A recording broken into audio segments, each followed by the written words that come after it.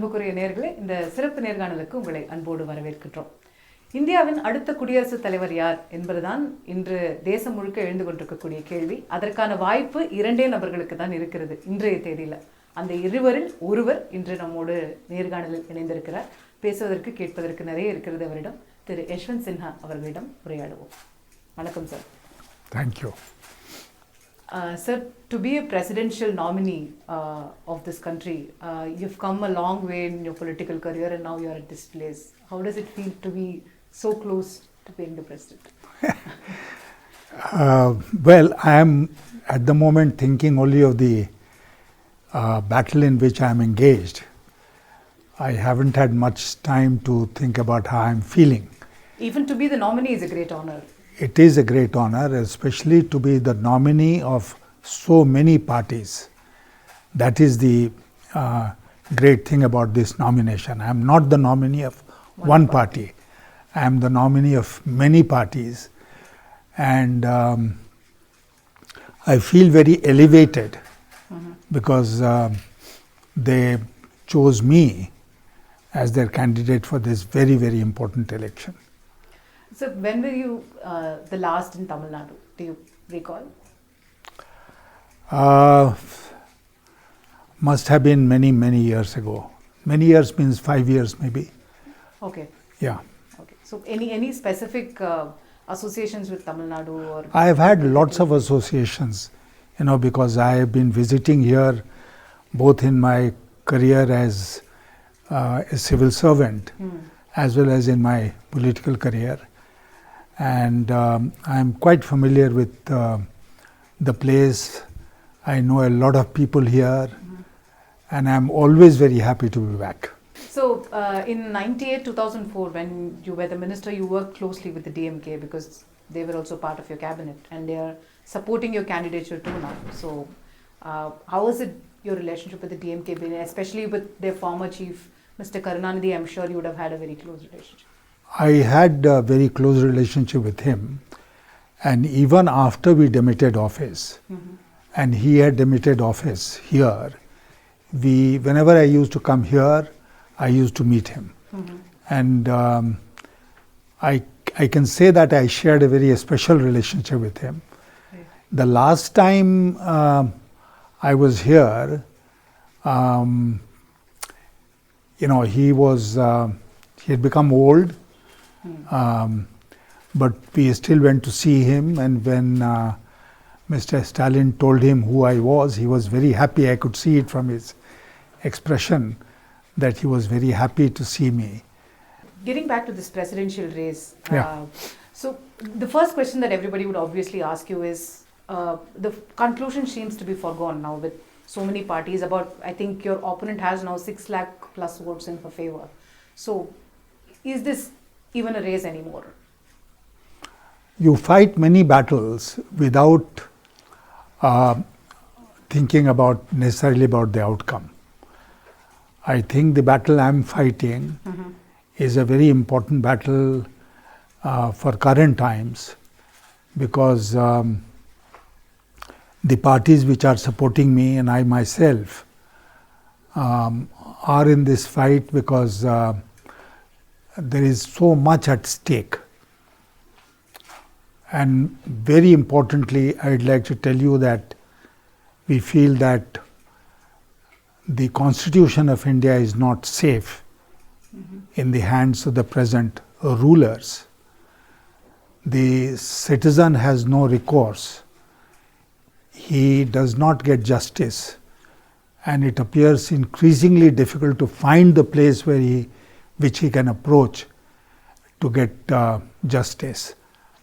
And I include the judiciary in this at this point of time also, that even the judiciary, to my mind, is not living up to the expectations from the judiciary. And therefore, as I said, that we are passing through very exceptional times. And I am in the fight because we want to repair the damage which has been done.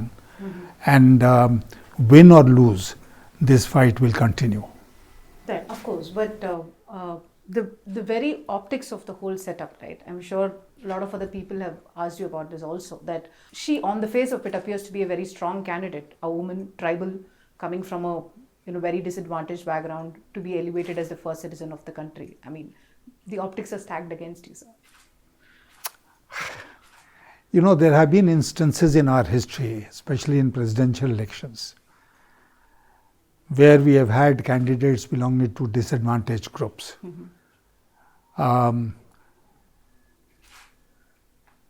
The first woman president was Pratibha Patil ji. Yes.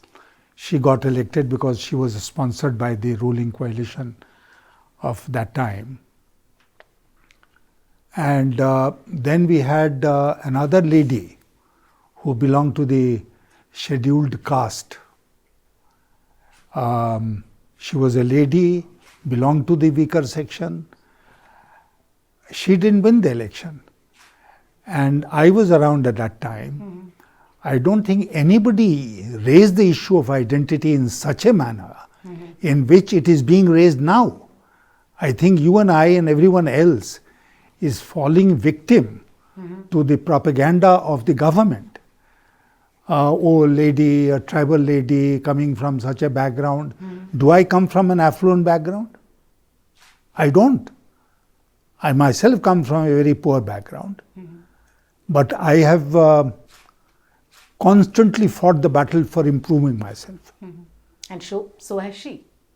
Yeah, but I'd like to tell you that when I entered college, I could not speak English. How many people are prepared to believe that today? So I kept on improving myself. Now that can't be held against me, isn't it? It is not, and I'll repeat with all the emphasis at my command, today it is not a battle of identity. Who is she? Who am I? No, it's not a question of that. It's a pure and simple ideological battle between forces which have a scant respect for the Constitution and its values and those who wish the Constitution to prevail. But the parties who are now in the opposition have also played the same cards. When, for example, K.R. Narayanan was elected president, or even when Pratibha Patil was elected president, it was always the phase of saying the first woman president or the first Dalit president. So it has happened on No, but then what happened to the first woman Dalit president? She lost, didn't she? So where is identity in all this? You raise the question of identity when it suits you. Forget about it when it does not suit you. You call this identity politics, but some would call this social justice. We are in the land that speaks a lot about social justice right now. Let me tell you one thing, and with a great deal of emphasis. Does the elevation of one individual raise the whole community? Is there any example in our history that such a thing has happened, that a person belonging to a certain community, a disadvantaged community, a weaker community, has been elevated to a very high post and he or she has been able to lift the whole community? Look at the record of the last 5 years. Why go so far back in history? Last 5 years, has the scheduled caste community been elevated because one of them became the president of this country? No, it is entirely wrong to think like that.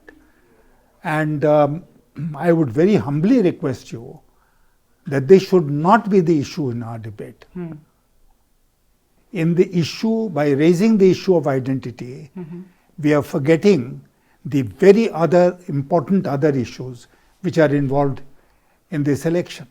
But the very people who are raising this or even supporting her for being who she is are in fact your allies whom you were probably counting on. The JMM, for example, is tilting towards Draupadi Murmu. No, tilting is... The JDS, I think, has announced. They are in alliance with the Congress. Tilting is one thing.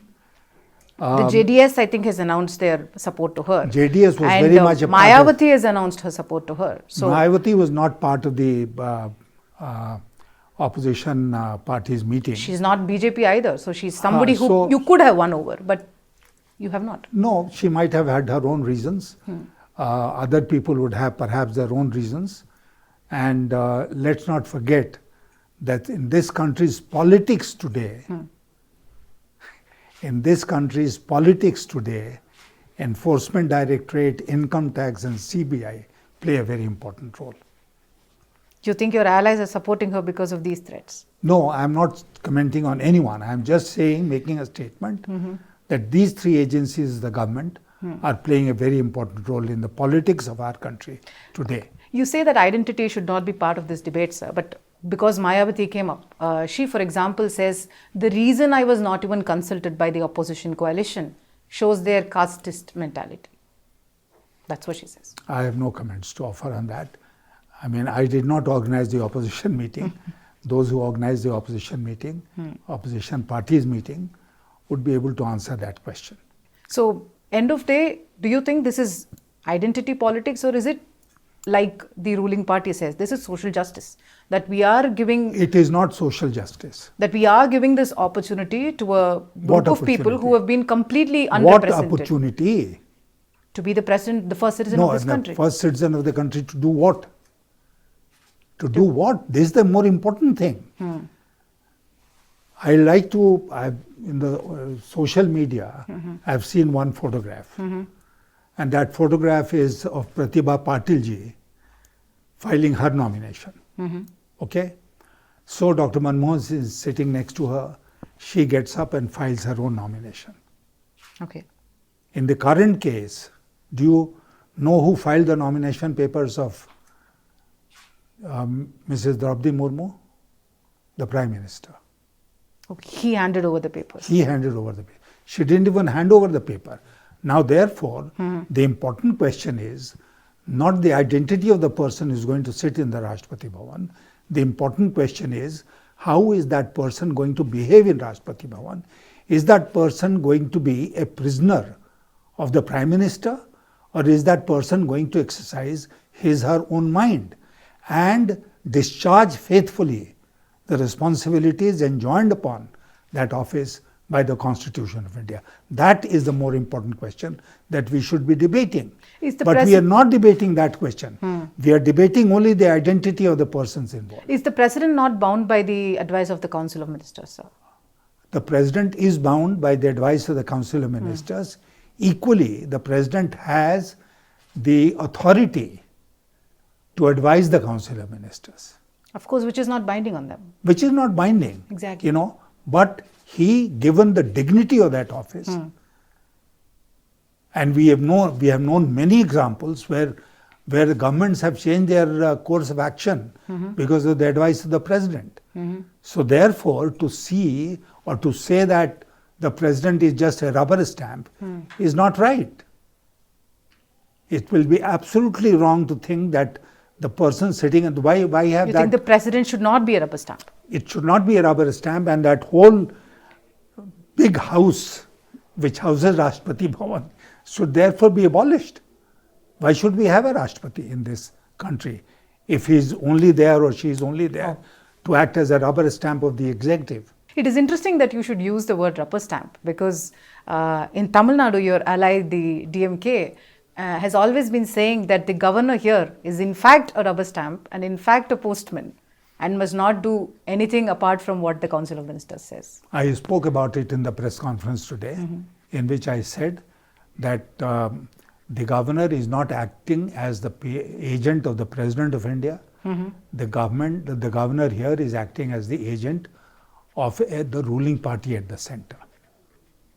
But like so many institutions of democracy have been devalued, even finished in the last few years, the governor's post has also been made a very political post. But don't you think there is a contradiction there, sir? Because you just said that the President must apply his mind and not just go by what the ministers are saying. But when the governor does the same, there is a problem. No, there is no problem. The governor is holding up decisions taken by the popular government. The governor should decide. You know, he should not hold up. He should not become a level at which things get stuck. And the governor has the right to advise the chief minister and his ministers. Nobody is going to take umbrage to that. They have in Tamil Nadu. To advise? Yes. I don't think so. When the governor sent back a bill. No, that is totally different. When the governor sent back a bill with his comments, it was taken as being anti-people, or that's how it was criticized. The question is not sending back a bill. The question is, not having confrontation, but having a relationship in which the governor or the president can advise the chief minister or the prime minister. That relationship will be a relationship of trust built on the basis of personal equation. In several of your interactions, sir, you have spoken about this as a fight for the soul of India. Do you wish to elaborate on that? You have to look at the current situation. The current situation in our country is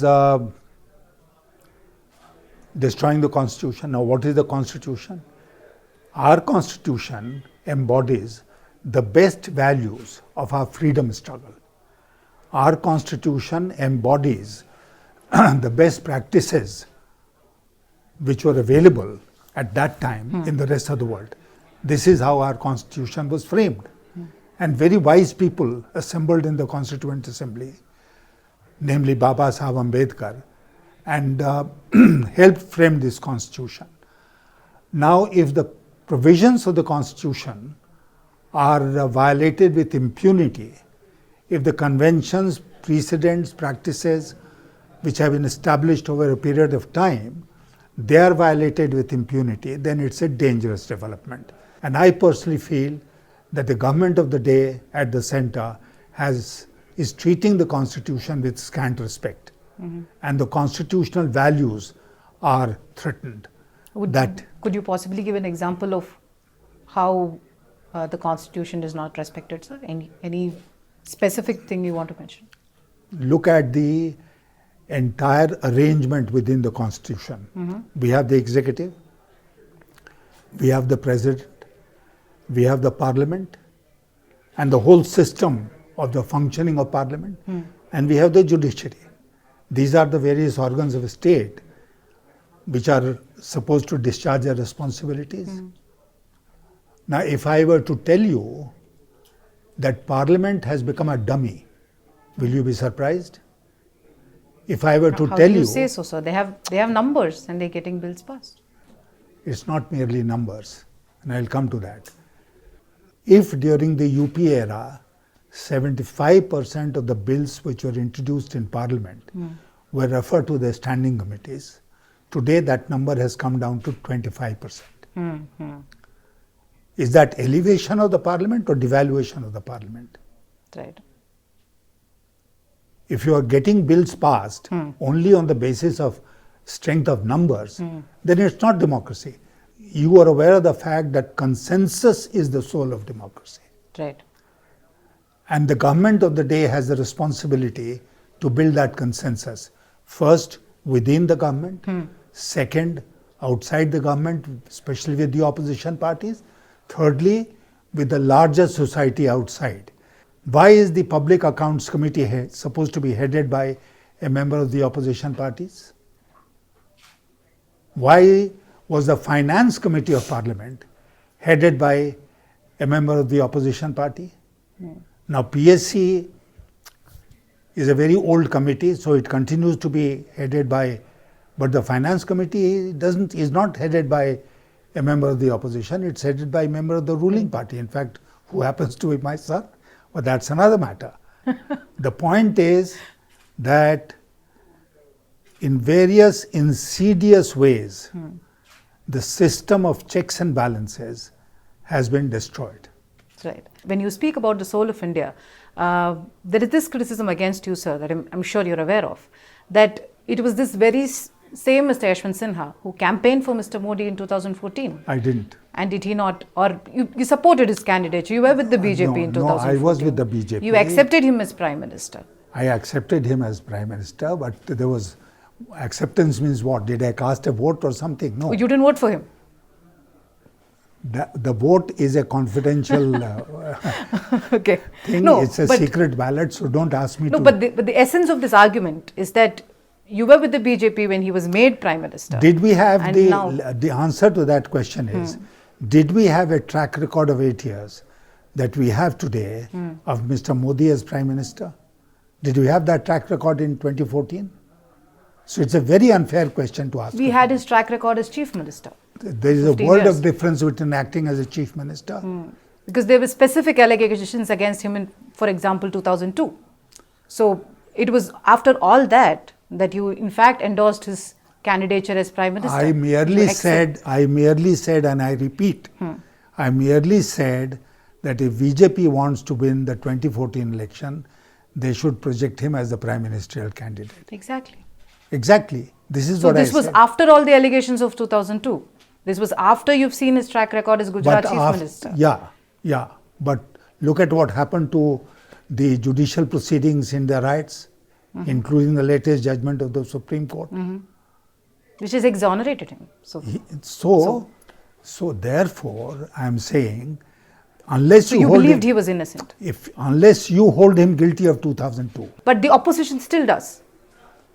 And you are the presidential candidate of the opposition. so I should refrain from answering this question because I am the presidential candidate. No, exactly. So that is the criticism against No, you, let's sir. not make it a personal Because- issue between Mr. Modi and me. No, it is not just Mr. No, Modi, no, but you're it is making it personal even between if him and me. okay, right. I will not even go into personal details, but even as you've been a BJP. I am talking of bigger issues. I am talking Right. the No, constitution. even if you look at I am talking ideological- of values, Yeah. and you are making it personal between Modi and me. Oh, let's not even go there. But even if you look at it as an ideological plank, right? So this is a person who has been with the BJP for nearly 30 plus years and has been with that ideology for such a long time and now has come out and gone into the opposition camp. You know, when people say that he is in fact a BJP man, how do you answer that? Then if I am the BJP man, all the BJP fellows should vote for me. The point I am making is different. Where did my difference with the present regime start? One, when I noticed that the style of functioning left much to be desired. And two, I noticed that the policies they were following were very wrong. Now, unfortunately, in our whole conversation just now, we haven't discussed policies of this government, isn't it? I think it's very important that we discuss the policy of this government. And I like to remind you of just one policy, namely demonetization. 6 years have elapsed. How much black money has come back, has been discovered? Or people who hoarded black money been proceeded? How many? Not one that I know of. So what happened through demonetization? What happened was that all the black money, because 100% of the currency came back and perhaps more, all that came back into the banking system and became white. But we will not talk about it. You will not ask me a question about demonetization. You will not ask me a question about the economy. You will not ask me a question about foreign policy. No, because why this thing even comes up is when you call it an ideological war and you say the soul of India is at stake. You were in agreement with a lot of policies of the BJP. I framed those policies. Which includes the abrogation of Article 370 No, or no, Ram I didn't. Mandir. I was not. No, so I'm saying these are I have bitterly opposed abrogation of Article 370. exactly, sir. Now, Exactly, but the question is that Article 370 is not a new policy of the BJP. It has always been part of their election manifesto, even when you were the BJP minister, union minister. But So did it is we- not something new. but yes, Ram Mandir is not something new. Article you 3 were with the BJP, in fact, when the Babri but Masjid was did we was ever demolished. try to implement them? Did we ever try to abrogate Article 370? Is that something to be proud of, sir? To have it in your manifesto and not implement? No, not implement. Yes, certainly. I mean, there are many But then things. why put it in your manifesto? Many things that you carry as a baggage from earlier times, but you don't make a single attempt to enforce that. And there was also in this government's manifesto, the BJP's manifesto, wasn't there a talk of black money being brought Yes. from abroad? Yes. Are we talking about it?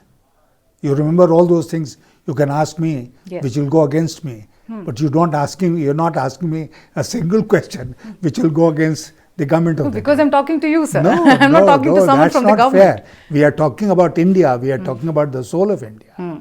Demonetization is something that Prime Minister did after he came to office, and you were not part of that. So you are not answerable for that. But what you might be answerable for, sir, is things that were in the BJP manifesto when you were also Union Minister. For example, the abrogation of 370 or Ram Mandir or Triple Talaq or any of these issues which are now seen as contentious, but were in fact part of their policies when you were also There's the so many Union other Minister. things which are part of BJP's manifesto. So, but when I you mean, the say whole manifesto term itself talks about a very inclusive document where you bring everything under the sun. But you are serious about implementing certain things. You're not serious about implementing certain things. Certain others. Matters would have come to a head if, for instance, the government of which I was a part wanted to implement abrogation of Article 370. Then you could have questioned me, did I stand up or didn't stand up? Right. That occasion didn't come. Okay. So, and if you had been, you would have opposed it, like you would have not let it happen. No, I wouldn't. I certainly would have opposed it. Okay. And just as I am opposing it Okay. now. Okay.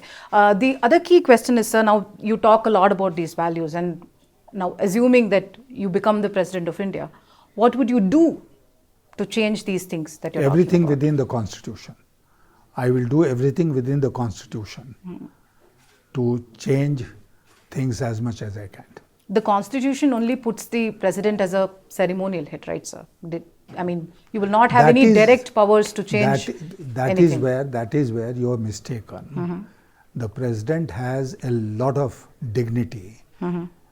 The President has a lot of influence. It's only that he has to use that influence to correct the course of policies. Right. And you think you can do that? Correct I'm the current government's policies? Absolutely confident that I'll be able to do it much better than any other person. Okay. Thank you very much for joining us. Thank you. Thank you.